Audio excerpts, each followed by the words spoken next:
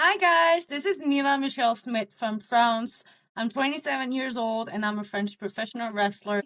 We are together in the Fans View podcast.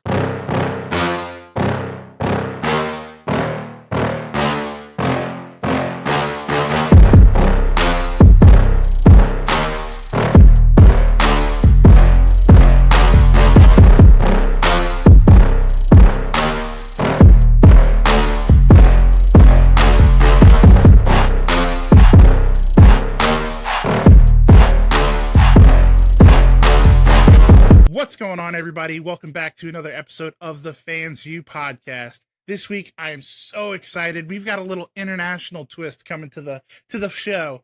We have a woman who has made quite a name for herself, not only in her home country of France, but also all across Europe since starting her career in 2016. She's beautiful. She's a badass. She could probably kick all of our asses. She is Miss Mila Schmidt. Mila, how are you doing this evening? Hey, thank you for having me. I'm so happy to be here. I'm good, thank you. How about you? I'm good. I'm good. I can't complain, right? Nobody wants to hear it anyway. But I want to jump into it. I want to start with something super topical. How are you feeling? I saw on TikTok recently you had an unfortunate back injury. How's the back feeling? Well, thank you for asking. I'm going back slowly but surely to, I'm doing my recovery right now. I'm on recovery process, so I see like physical therapist and I can go back to the gym. I can't lift weight yet, but like I just make progress every day, so all good. And it was so stupid, it was just like you know how it happens like first start like I started having like back issues or like pain like 1 year and a half ago. So I knew eventually I was gonna get hurt. But you know how it happens? It's just me moving in my bed because of my cat. Like not even in the ring. Not I risk my life every week in that ring, like several times a week. But no, it had to happen like this. And then now I had to like a lumbago. I don't know if that's the word in English as well, but it's like muscular basically. It's no fracture, nothing's broken. So it's not a big deal. It's just painful. And it's muscular thing and I did it at the gym again. Like you can see it on my TikTok, as you said. So yeah, every time it's so stupid when it happens. So you're out there busting your butt in the ring, and then the cat takes you out. That's It's a it. That's tale. it. That It's was a the tale two as old count. as time. I love it. Way to put the cat over strong. I appreciate that. Um, for those that might not know who you are, might not have been exposed to you yet, can you tell people a little bit about you and how you kind of got into the business? Well, I started watching wrestling when I was like 9 or 10 years old. I come from a family who does like Olympic wrestling, so everybody in my family wrestles. It's just not the same kind of wrestling, but like fighting sports were always in my blood.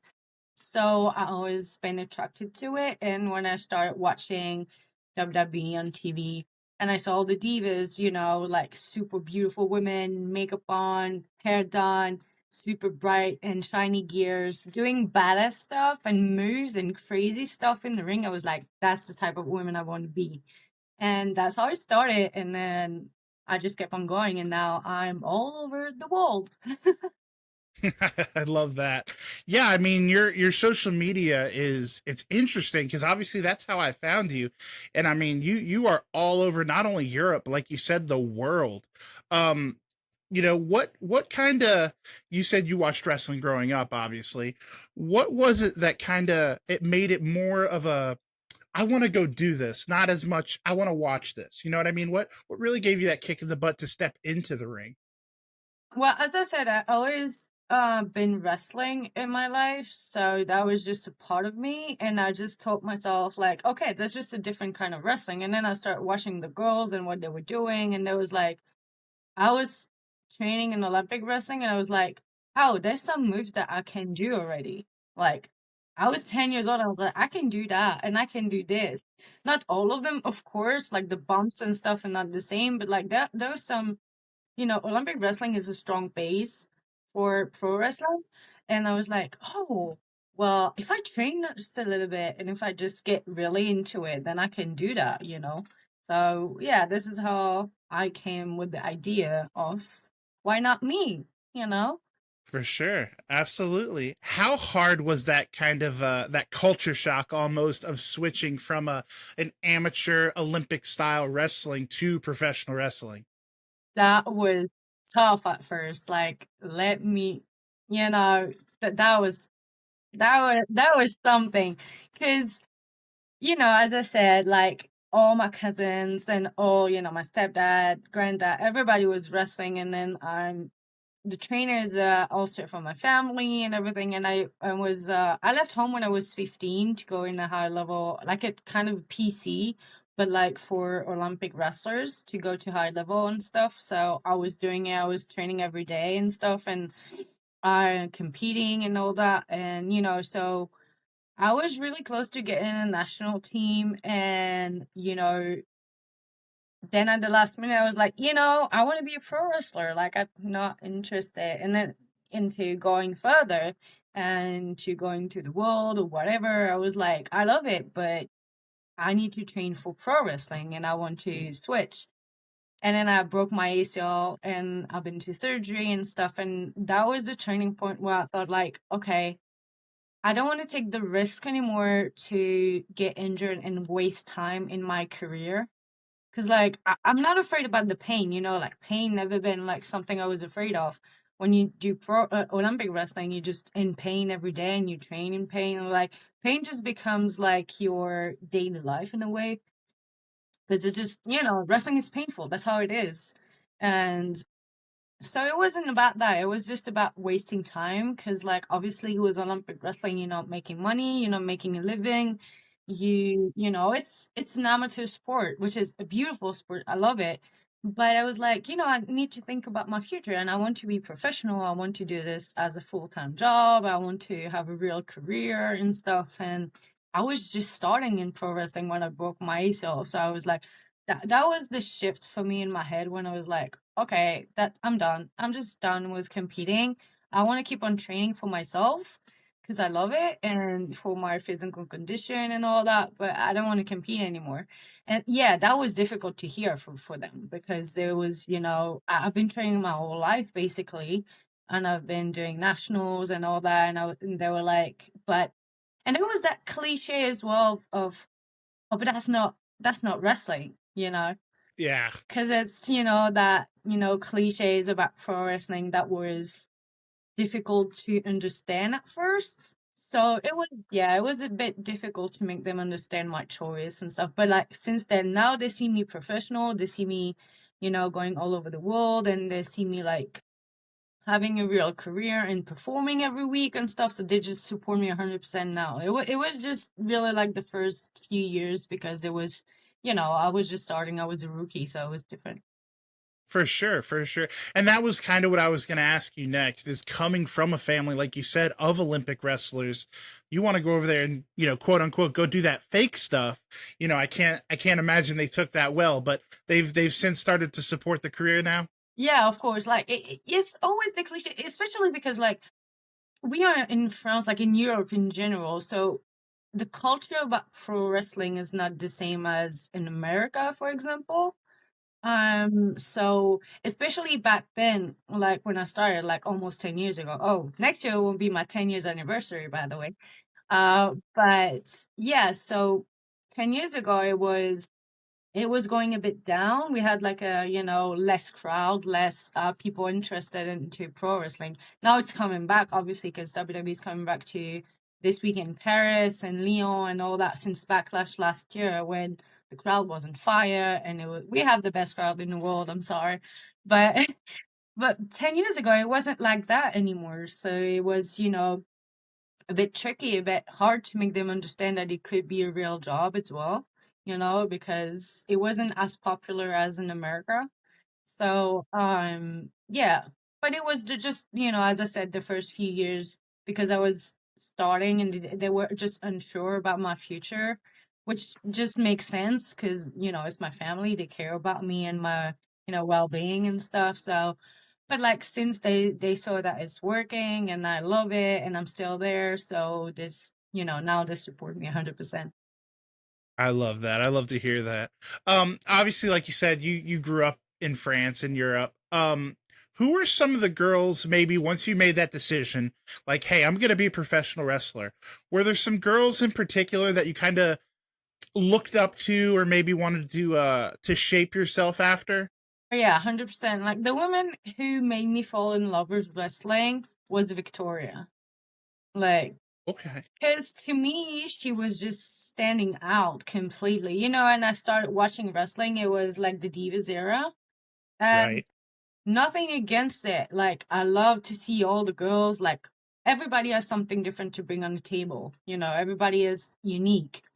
But when you see, like, the girls back then, and usually they were like supermodels or coming from cheerleading, gymnastics, whatever. So they were like usually super skinny, model type, and they were awesome. They were beautiful, but it was just not the type of woman I could identify myself to, because I was like, I never been super skinny.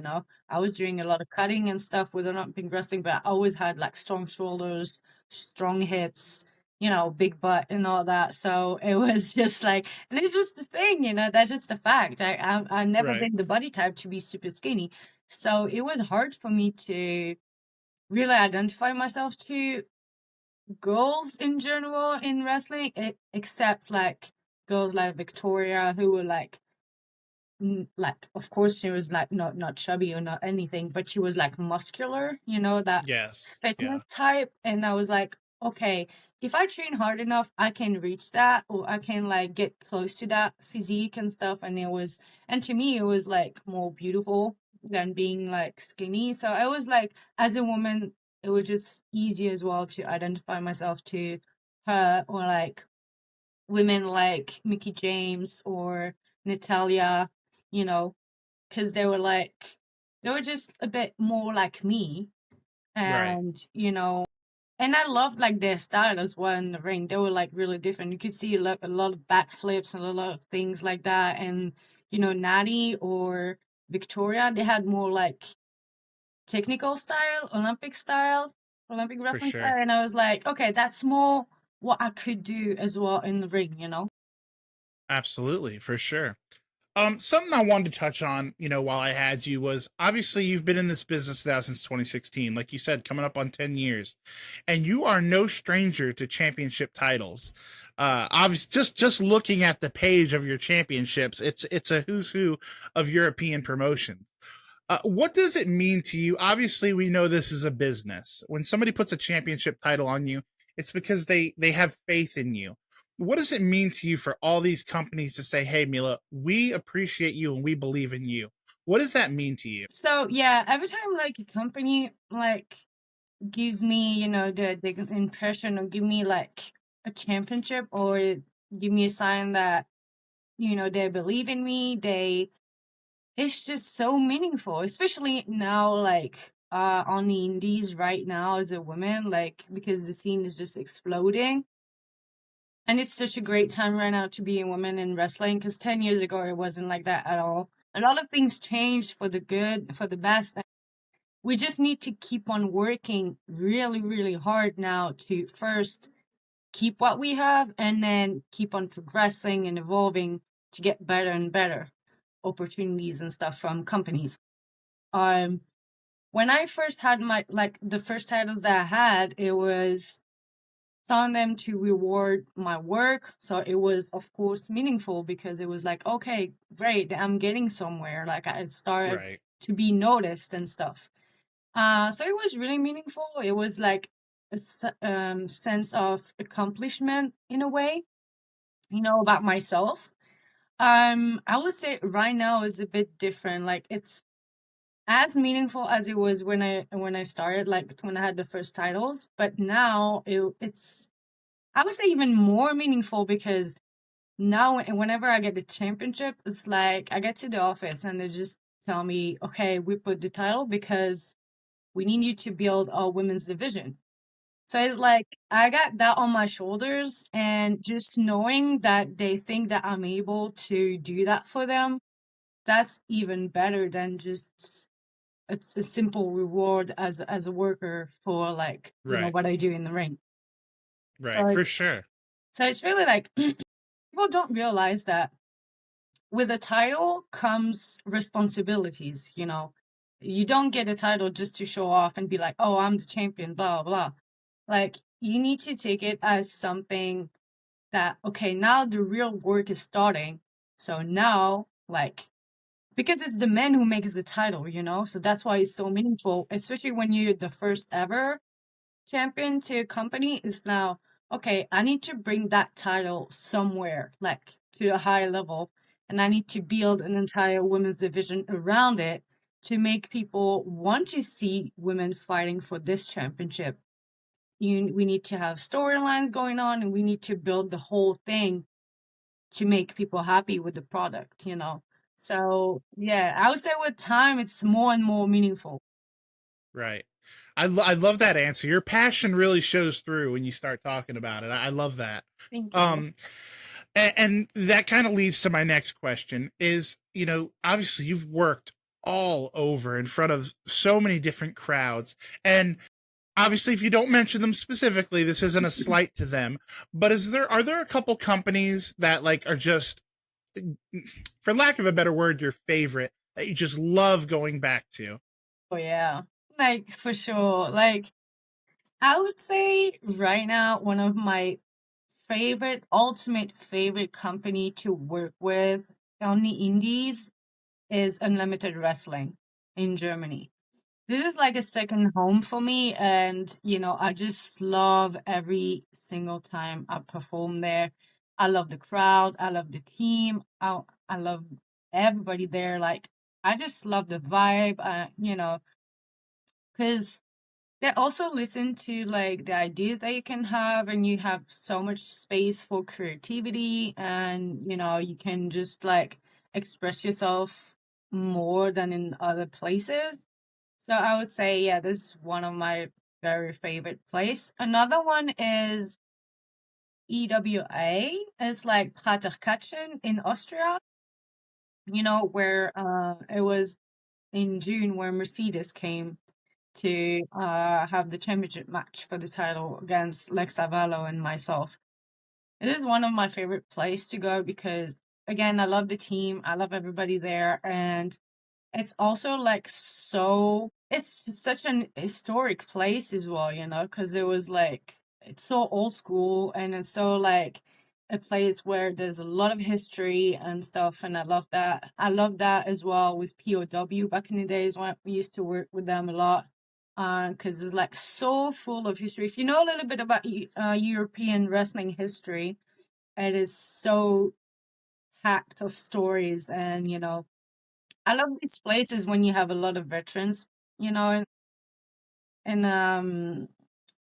how do you say, in the locker room, because you can share so much and you can learn so much just by listening and just by being there and just by watching, and just so, and everybody like is always willing to give you feedbacks and to make you improve and stuff. So I love those places. Yeah. For sure. I love that. And you are the queen of segues. I couldn't ask for a better segue. You mentioned, veterans in the locker room, and you specifically mentioned Mercedes Monet. What's it like? I saw on your Instagram that you actually, of course, you got to work with Mercedes, and you actually got to work with Yeah. Mickey James at one point. Yes. Yes. What's it like working with women that are so accomplished in the business? It is so wow. Like, it's a bit, Mercedes and Mickey to me were a bit different because Mercedes got, she's that uh iconic and legend right now. She's been like doing so much and stuff, and she got the big hype around her as well, especially right now. Like she always had, but like right now is the time. Um, and so that was more about this was Mercedes. It was like, wow, it's Mercedes. I saw her as well with WWE and stuff, and with a when she started basically with the four horsewomen and stuff, and now to have her in the ring with me, I'm like, wow, this is crazy. This is amazing. Um, for Mickey, it was more about God. I was looking at her on TV when I was a kid. Like she was one of the first I ever watched in the ring, and now to get in the ring with her, it was like, oh my gosh, this is wow, you know. So yeah, both were amazing. Honestly, they're both like sweethearts as person, like so easy to work with, so sweet. Like I enjoyed every second of it. I could wrestle them literally every day. And it's funny because you learn so much, but you learn more. Like it's like sharing the ring with them is just like making you click, your brain click on some things, you know? Like some things that you know already, but it just come to life just by sharing the ring with them, just by looking at them moving in the ring, carrying themselves, like interacting with people and stuff. And for me, it was more about this. It was more about learning on small details that make you go from good to great, you know? Right. And Yeah. like those things, because we always say like wrestling is about details. Every detail, like details just make everything and makes the bigger difference. And so sharing the ring with them was like, okay, now I get like those details that'll make me TV ready for sure. Right. You know? Take you to the next level for sure. Yeah, yeah. I think it's good. Like, of course, it's great to have like big names and stuff when you're a rookie or when you've been like few years in the business and stuff. It's like it's nice personally, and you learn about, of course, things. But I think it's even better when you get enough experience already on your own, and you get to a certain point by yourself or by your work for like 10 years or something. I mean, some people is longer, for some people is shorter. It's like everybody is different, but like to get a certain experience in the business before sharing the ring with people like that, because then it just makes you, those details click and just make you step way forward. For For sure, for sure. I really think I agree with you 100% that it's like iron sharpens iron. You get in there with the best, you hang with them, it gets you a little bit closer there. I mean, you can Um, only evolve by working with people who are better than you. Otherwise, a- you don't make progress. abs- absolutely, I couldn't agree more. It's like iron sharpens iron. Best versus best is, that's when you improve. That's when you get better. Um, who is somebody? Obviously, you've been in the ring in the business for a couple years. There's a plethora of people out there still that you haven't even been able to touch the surface. Who is somebody that is on your bucket list that you're like, before I hang up these boots, I have to step in the ring with this person? Wow, I have few names already because naming just one is a bit hard, but I want to step in the ring with veterans. I want to step in the ring with people like Mickey, like Mercedes and stuff, but like with this amount of time, in the ring and experience and like if I need to name one, I would say Natalia. Okay, Like there we I go. need to get, in that ring with Natalia. That's for sure. We need to see that. I do believe that would be pretty good. The giant killer versus the badass version, the Natty. Low key I think legend, Natty. I think we could make some money there. Oh yeah. Hell yeah. So obviously, as we start to round this thing off, what are your short-term goals, and maybe do you have a long-term goal? Like, what's on the list right now of things that you need to get accomplished? Well, I don't know if it's short term, long term, because, we never know what tomorrow will be. Sometimes things can get really quick, sometimes it can take more time. So, but I would say in my career overall, of course, I would love to sign with a major company, like TV company, whether if it's WWE has a special place in my heart because they keep like seeing me through, my evolution, and they saw me grow in the business because I had like my first tryout when I had only 10 matches, and then I went back to NXT UK, and then went back last year to, extra work and stuff. So they've been seeing me all the way long, like through my career. So it has a special place in my heart, like it's meaningful. Also because it's the first company I started watching wrestling with. Um, but then I'm not, close to any other position and opportunity. If it's like another company, I will be super happy. So yeah, I would say I would love to be on TV every week. That's for sure. Now, if I ever need to stay on the indie because, we never know what life can bring, I would keep just on traveling the world and do my thing. Like I have place I had never been and I really want to go there, like Mexico, Canada, China. I never been to China. I would love to go there. Been like I want to go back to Japan. There's always something to do in wrestling. You never get bored. Just keep building your brand and just make the most of it and enjoy every second of it because we never know when it ends. For sure. Hey, you. Yeah, watching this right now. I see you. If you're enjoying what you're watching, I've got one quick favor to ask, and it only takes a second, costs you nothing, and makes a huge difference. If you could go ahead and hit that like button, maybe drop a comment. If you haven't already, make sure you're subscribed.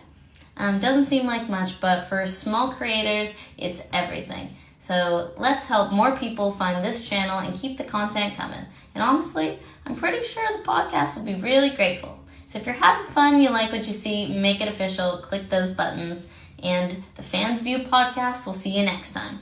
Sure. We got to get you over here to the States as well. Yeah. Have a nice run over here. Oh hell yeah. Whenever you want. I love that. I like to ask this question, especially when I have a woman on, because I feel like it just kind of hits different. But if you could give a piece of advice, maybe there's a little girl out there that's watching this that's like kind of on the fence. Like, what advice do you have for young women that want to break into this crazy wrestling business? As you mentioned, it's crazy wrestling business. First I would say do not quit school. Like just go all the way. Like as long as your brain can take it, just go to school and make your diplomas, make your stuff. Like for the girls who are in Europe and it's not English is not their mother language, I would say practice your English, learn. Without English you can't go anywhere. Even if you're good, like doors can shut to your face even if you're really good because of communication. So that's really important. Go to the gym. Gym. It doesn't matter about like it's not just about the look because everybody looks different. Everybody's unique. So it's not about that. It's about protecting your body and it's about protecting like building muscles to protect your body from the bumps and from the striking, from everything that we handle in the ring. So go to the gym, be careful what you eat. And, health comes first and it starts with what you eat and how you train. So go there. Now, about business in general, I would say it's not just about business because it's something that is society, you know, promoting right now. And I see all over social networks. I would say, because when you're a young lady, you're really influenceable. Mm-hmm. So I would say, don't ever think that you need absolutely to show your skin or to show everything about your body to feel sexy and beautiful and feel like you worth it or, you don't need to seek validation through that. Like, you don't have to do it. If you're a grown ass woman and you want to do stuff, like, do your thing. I'm not judging at all. I'm just saying, as a young lady, because we usually looking for herself, searching who we are and stuff at that age, especially teenagers and stuff. Do not Absolutely. get too influenced by all the girls who make a lot of money with, platforms or whatever, because you won't make the same amount of money necessarily, first of all, because they have like a lot of fans and followers already. So be careful about that. Don't believe everything you see on social networks. And that's why I say, you don't need to do it. That's not the only option you have to feel like feminine and beautiful. Because the internet is forever. Oh yeah. Be careful. Something you brought up that wasn't even in my questions or my notes, but I'd love to talk to you about is you said if English isn't your first language, learn it because that language barrier will shut more doors for you than you realize. Obviously, your English is amazing. Is professional wrestling at all the reason that you learned English, or did you already were you already involved in learning the English language before that? So in France, we start learning in middle school. So I went around like 11. Um, but I already thought and knew I wanted to be a pro wrestler. So since I could start learning English. I just, put a lot of effort into it because I knew that it would be something necessary for me. And then when I went to high school, I had like a high school diploma in literature and all that. So I could do a lot of options in English. So I put like different topics only full English. And but it was still a bit too scholar. So it gives you a good base, but it's still just school, right? So you need to just go out there and practice because that's how you learn a language. It's just by practicing and talking to people and writing and stuff. So I would say slang was the reason I got more involved and put more effort into learning at school. But it was Right. also like the reason why I speak and I can be understood right now because, with just pro wrestling by traveling the world and talking to people and making mistakes. Like, don't be afraid to make mistakes because everybody does and it's okay. Right. That's how you I learn. love that. I love that so much. Yeah, obviously I stumbled all over that question. I'm so glad you understood what I was trying to say. Um, because yeah, that's crazy that, professional wrestling kind of pushed you to practice the English language a little bit more. And like I said, your English is fantastic. I just Thank want to give you you. props for that. Thank you very Um, much. and as like I said, as we kind of finish this thing off, I have two questions that I love to ask everyone. They're my favorite two questions. Number one being, this is called the Fans View Podcast because I'm just a fan. What are you a fan of when you're not in the ring? Wow, that's a question. That's a question. If it's not, okay, I won't count any type of work because I started doing stunts for movies and stuff, so it's still work. So, okay, besides work, it takes so much time in my life. Like, I don't, I like creative stuff. Like, I'm gonna be starting doing like handmade soap, homemade soap. And like, I like homemade stuff, DIY stuff. I like, homemade candles. I like, soap. I like jewelry. I like all that. And I also love like all beauty stuff, like makeup and all that. But I would say like, yeah, creative stuff or like another passion, something I like really doing. That's super super cool. We're gonna have to clip that too. I can't tell you how many weirdos would be willing to buy soap from a pretty girl. Oh, Good, let's make let's some get you money. let's get you yeah, let's get you paid. Come on now. um, I love that though, because you wouldn't necessarily see you, the badass, in the Doing ring, soaps bleeding in my like kitchen. yeah, just over here, just making soap, just chilling out, hanging out, putting the cat over, making some soap. That's all. That's it. My last question. This is kind of, you know, this question I feel like kind of gets to know people at their deepest. And that question is, at this point, not only of your career, but of your life in general, obviously you're still a young woman. What do you define success as? Wow. It's like that's a good question because it means something different for everybody. It's like being Yes. rich. A lot of people are like, "Oh, I want to be rich." Okay, but how rich? Like a lot of people want to be rich with money. Right now I can tell you I'm rich. I'm not rich with money. Hell no. But I'm rich with, a lot of things. I got a roof on top of my head. I got food in my fridge. I got heater on winter. I got a family. I got, a life that I love and a job that I love. So I'm rich to me. So success is about a bit the same thing. For me, I think, well, when I started, I thought success was just being signed by WWE. All right. And then, of course, it's still a goal of mine, but it's not the definition of success anymore. And for me, it's still Right. something on my bucket list or something I want to achieve, but I don't see it the same way as I used to see it when I started, when I was a rookie. I would say for me, success is living my whole life doing the stuff that I love, having less regrets as possible when I get old, and just try everything I want to try. Just live my life and be like happy as possible and just do the things that I enjoy by staying myself. Because, like, this business is like, hardest business in general, and TV and all that. It can change a lot of people. And it's either it changes you for the better, for the best, or for the worst.